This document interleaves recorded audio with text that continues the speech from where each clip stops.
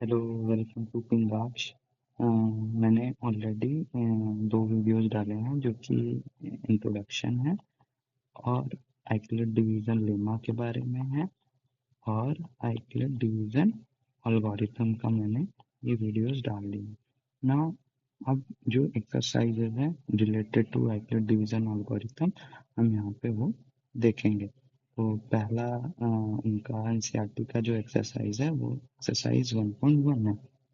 सो इनका पहला क्वेश्चन है कि using the Euclid division algorithm we have to find the SCF. Okay, so there are three problems. Let us move. So first problem is given 135 two positive integer, that is this 135 and 225.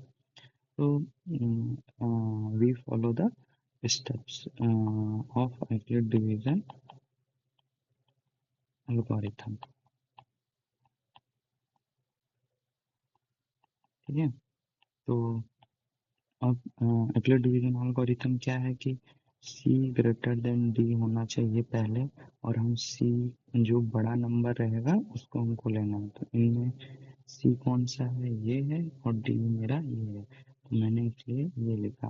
और क्या बोलता है मेरा Euclid division लेना, c is equal to d q plus r, ये form में आना चाहिए। तो उसी फॉर्म में मैंने ये वाला लाइन लिखा है कि 225 135 इंटू वन। अब हम देखेंगे कैसे। लेटेस्ट डिवाइड, यहाँ पे मैंने डिवीजन किया है कि 135 वन सा ले गए और 90 आया रिमाइंडर, और ये मेरा क्यू है 1। तो मैंने इसको ऐसे लिखा। Then after what we had done कि मेरा अंटिल यूक्लिड डिवीजन एल्गोरिथम क्या है, मेरा यूक्लिड डिवीजन एल्गोरिथम ये कहता है कि जब तक हार्ड जीरो नहीं आएगा तब तक हम आगे चलते रहेंगे स्टेप्स में। लेकिन कैसे, फिर जो अगला स्टेप्स होगा उसके लिए मेरा सी ये हो जाएगा और डी ये हो जाएगा। So again I right here 135 and 90। Now divide this 90 and 135, what we get, the 45 remainder is 45 and this quotient q. So here it is written. Again we didn't get the remainder 0, here the remainder is not 0. So proceed again with taking c this and d this. So 90 and this 45 into 2, now here the remainder is 0. So when we get the remainder 0, जब मेरा reminder 0 आ जाएगा तब मेरा जो HCF होगा दो number का, वो जो डिवाइजर होगा वो होगा। तो डिवाइजर क्या है मेरा यहाँ 45, तो 45 मेरा एचसीएफ हो जाएगा। Similarly this again from this two number, अब इसमें बड़ा नंबर कौन सा है, ये तो मेरे लिए सी ये हो जाएगा, डी ये हो जाएगा। Now again we divide 3820 with 196. Here is the division process I had done. So when we divide we get 196 into 198. We have to divide by checking it. Okay. So and the remainder is 12 and quotient is q. This dq plus r. So this is the quotient. This is the remainder in Euclid division lemma. Okay, Euclid division lemma जो लगाते हैं हम, उसमें ये मेरा question होता है जो कि ये पार्ट होता है डिवीजन का, और आर जो होता है रिमाइंडर होता है जो कि जो डिवाइड करने के बाद आर। अगेन वी डिडंट, यहाँ पे फिर मुझे क्या है रिमाइंडर 0 नहीं मिला है, इसलिए मैं आगे बढ़ूंगा और 196 will act as my C and this remainder will act as a D. Then we do again division, divide 12, divide 196 with 12. Okay, so what we get the 16 here, and remainder is 4. Now again मेरा reminder 0 नहीं आया है, तो हम फिर आगे बढ़ते हैं और ये मेरा 12 है हो गया as a C and remainder will act as a D, and here is the question 3 and we get the remainder. So now this divisor is the HCF of these two numbers, so 4 is the HCF. Now next question is they ask कि कोई एक और positive integer हो तो हमेशा इस form का होगा, मतलब एक्स समझे कि हमेशा और पॉजिटिव इंटीजर है, जैसे कोई एक और पॉजिटिव इंटीजर होगा वो इस फॉर्म का होगा, ये हमको इसमें बताना है। ठीक है, तो हम लेट करते हैं कि चलो मेरा कोई और पॉजिटिव इंटीजर जो होगा वो ए होगा।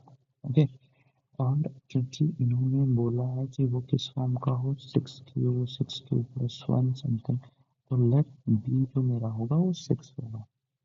ओके, सो अब एक्यूरेट डिवीजन लेमा के हिसाब से क्या होगा, A is equal to Q plus R, और बी हम बता रहे हैं कि 6 होगा। बी हमेशा वो लेना है हमको जो कि यहाँ का नंबर हो, ये नंबर, ये हमारा हमेशा बी होगा।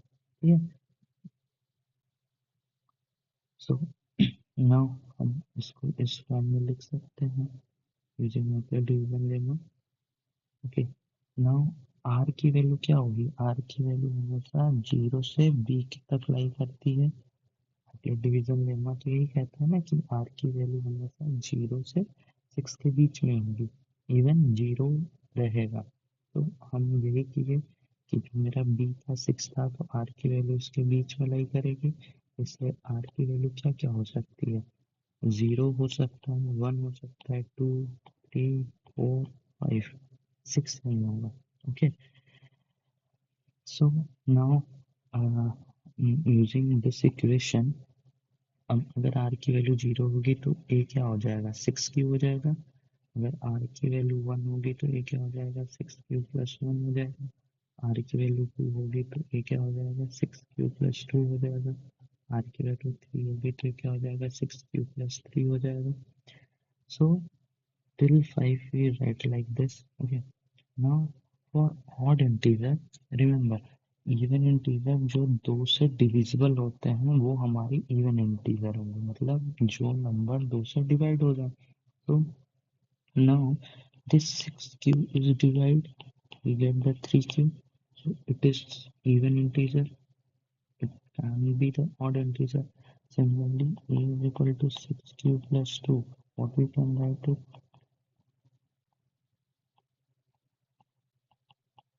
now this 6q plus 2 can be written like this, हम इसको ऐसे लिख सकते हैं ना, 2 को कॉमन लेकर 3 अगेन ये 2 से डिविजिबल हो जाएगा, तो ये भी इवन इंटीजर हो गया मेरा। Now see this a 3q plus 4, 6q plus 4, okay,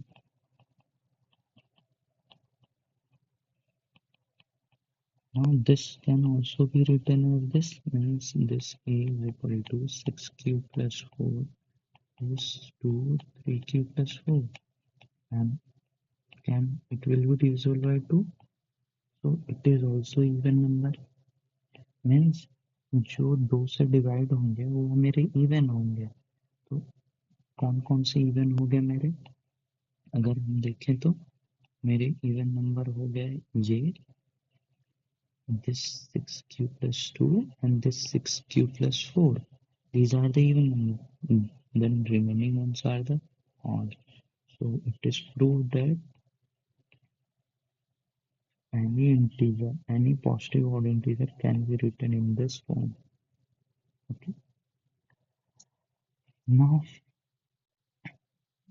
there is third question, क्या है, एक आर्मी का कंटिजेंस है जिसमें 616 मेंबर हैं, is to march behind an army band of 32 members. Okay, 616 के मेंबर्स हैं और एक 32 मेंबर्स हैं, the two groups are to march in the same number of column. Okay, what is the maximum number of column they can march, तो क्या होगा, maximum number is basically the number which divides both this number, हाँ, Basically, the common factor is divide this both number. That is the SCF of these two number.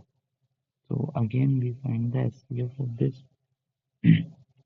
16 and again utilize C ये हो गया, D मेरा ये हो गया. Then C must be greater than D using Euclid division lemma 30 to 90 plus 8 and then again because remainder is not zero, remainder is not zero. अगर remainder zero नहीं है तो मेरे लिए ये सी हो जाएगा और ये डी हो जाएगा for second step. Now we get the remainder zero here. So what will be the SCF? The divisor, and here divisor is 8. Here divisor is 8. So the value of this is 8. Coming to the fourth question. Fourth question is use Euclid division lemma to show that square of any positive integer is either of the form 3m or 3m plus 1 for some integer m. ठीक है. So ये जो question है ये आपका जो previous second number है उससे थोड़ा रिलेटेड है. मतलब यहाँ पे हम पहले दिखाएंगे कि मेरा कोई पॉजिटिव इंटीजर जो होगा वो किस फॉर्म का होगा, फिर हम उसका स्क्वायर करके दिखाएंगे कि square of that positive integer वो 3m और 3m प्लस 1 का होगा. ओके. सो मान लिए हम कि मेरे पास जो x कोई एक पॉजिटिव इंटीजर है, ठीक, और क्योंकि वो 3m प्लस 1 दिए इसलिए b की वैल्यू हम क्या लेंगे, जैसे मैंने सेकंड क्वेश्चन में किया था सेम यहाँ पे भी करना है कि b इज इक्वल टू 3 ले लिया. अब उसको फिर हम एक्टर डिवीजन लेमा से लिखेंगे कि x जो है मेरा वो 3q प्लस आर के टर्म में होगा. ठीक है. और जो कि आर की वैल्यू कहाँ से कहाँ लाई करेगी, 0 से 3 के बीच में जो कि वैल्यू b की है, क्योंकि जो आर की वैल्यू होती है वो 0 से b के वैल्यू के बीच में लाई करती है, इसलिए मेरा b क्या है 3, इसलिए आर वहाँ. सो आर की वैल्यू क्या क्या हो सकती है, 0 होगा, 1 होगा, 2 होगा. सो एक्स की वैल्यू क्या हो जाएगी इस हिसाब से, कोई पॉजिटिव इंटीजर किस फॉर्म का हो सकता है, 3q हो जाएगा. जब आर की वैल्यू 0 होगी 3q प्लस 1 होगा, जब आर की वैल्यू 1 होगी और 3q प्लस 2 होगा जब आर की वैल्यू 2 होगी. और सेम यही ऐसे ही में हम लोगों ने सेकंड क्वेश्चन में भी किया है. नाउ अब हमको क्या बताना था कि पॉजिटिव इंटीजर का जो स्क्वायर हो, जो भी पॉजिटिव इंटीजर उसका स्क्वायर किस फॉर्म का होगा. तो हमने क्या किया, पहला 3q लिया, उसका स्क्वायर किया यहाँ, तो 3 इंटू 3q और इसको m बोल दिया हम लोगों ने, तो 3m आ गया. ओके. नाउ मैं हम लोगों ने इस फिर 3q प्लस 1 को लिया और उसका स्क्वायर किया, तो 3q प्लस 1 का स्क्वायर क्या होगा, 9q square. That formula A plus B का स्क्वायर क्या होता है, A square plus B square plus 2ab. Okay. So we हम लोगों ने उसी फॉर्मूले को यहाँ अप्लाई किया कि 3 का स्क्वायर किया 9q स्क्वायर, फिर 2ab, 2 इंटू ए बी मतलब 6q, और फिर 1 का स्क्वायर. और अब हम लोगों ने क्या किया, इसको यहाँ नहीं यहाँ कर देते हैं 3q स्क्वायर और ये 2q, 3q को कॉमन ले लिया और डेट 3q स्क्वायर प्लस 2 को हम लोगों ने 3m प्लस 1 लिख लिया. ओके. नाउ 3q प्लस 2 का स्क्वायर अगेन, तो इट विल बी 3q का square plus 2 into 3q into 2 plus 2 का स्क्वायर, दैट इज 9q का square plus 12q plus 4 using this formula a plus b ka whole square. Okay. Now we break this 4, 3 plus 1. We can write it. So this 3 plus 1. Now take common from this. What? 3. If you take the common 3 then it will be 3q square 4q plus 1.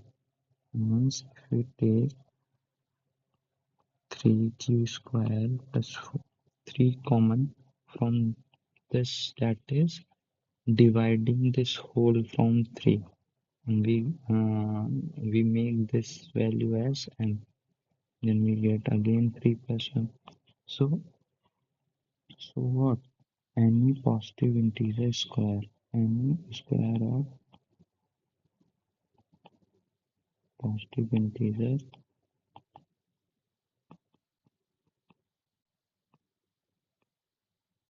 can be written in the form of form of 3m and 3m plus 1. Okay, so last there is one more question in it is solve yourself.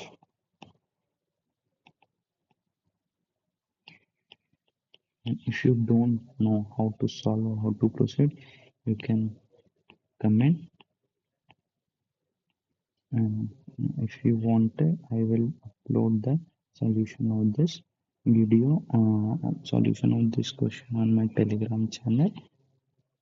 And thank you for watching. Please like, subscribe, and comment.